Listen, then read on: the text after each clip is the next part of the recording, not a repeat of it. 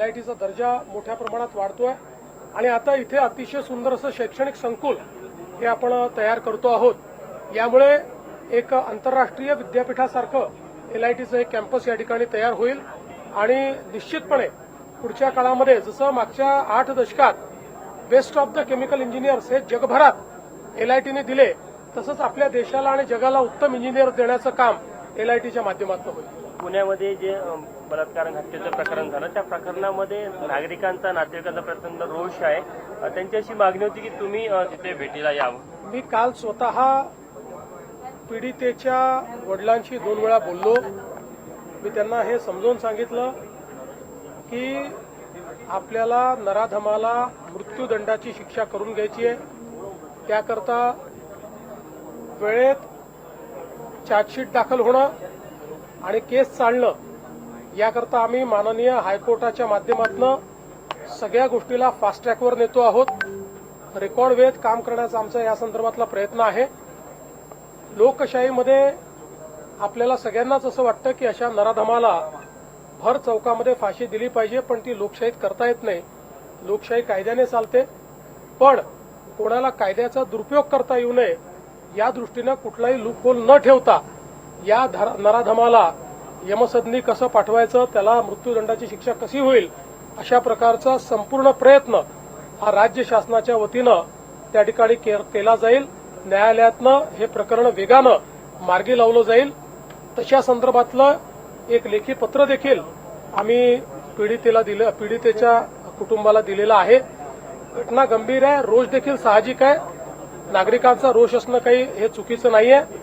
मला असं वाटतं एवढंच आहे की त्या ठिकाणी काही लोक हे त्याही परिस्थितीचा फायदा घेऊन काही वेगळ्या पद्धतीचं वळण लावण्याचा प्रयत्न करत होते, पण मी मुलीच्या वडिलांचे आभार मानतो की त्यांनी ती परिस्थिती समजून घेतली आणि सीपींशी चर्चा केल्यानंतर त्यांनी हा निर्णय केला की आम्ही हे कॉल ऑफ करू।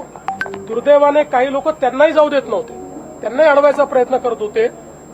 ते लोकही कोण आहेत हे लक्षात आलेलं आहे, पण ठीक आहे, आता त्याच्याबद्दल फार काही आपल्याला करायचं नाहीये। मात्र मुलीच्या वडिलांनी जो काही त्या ठिकाणी ती भूमिका घेतली त्याबद्दल आम्ही त्यांचे आभारी आहोत आणि या कुटुंबाच्या पाठीशी आम्ही ताकदीने या प्रकरणातील जो आरोपी आहे त्याच्यावर 2019 मध्ये देखील एक गुन्हा दाखल झाला, म्हणजे पुराव्याअभावी त्याची म्हणूनच आता त्याचे जुने गुन्हे देखील काय आहेत हे शोधून काढले जातील। कोणी लॅप्सेस ठेवले होते का ते देखील बघितलं जाईल। या प्रकरणात देखील खबरदारी घेतली जात आहे, याच्यात तो बाहेर येऊ शकत नाही। देवेंद्र जी, जिस तरीके से महाराष्ट्र में गुनहगारी हो रही है उसको लेके गृह मंत्रालय को क्रिटिसाइज किया है। देखिए, विपक्ष का ये काम ही है, वे अपने गिरेबान में कभी झांकते नहीं है। उनके कार्यकाल में क्या हुआ ये देखते नहीं है। कैश फॉर ट्रांसफर्स वाले लोग अगर हमको सिखाएंगे तो फिर तो ये हंसने वाली बात होगी।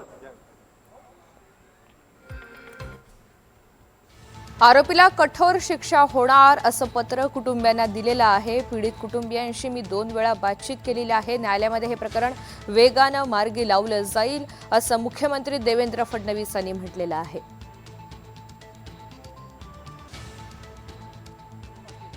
त्यामुळे ही आग अतिशय वेगाने पसरली आणि त्या ठिकाणी लोकांची घरं जळलेली आहेत। सुदैवाने मनुष्यहानी झालेली नाही। लोकांना बाहेर काढण्यात आलेलं आहे, त्यांना वेगवेगळ्या ठिकाणी ठेवण्यात आलेलं आहे। काही बकऱ्या किंवा जनावरांचा त्या ठिकाणी मृत्यू झालेला आहे।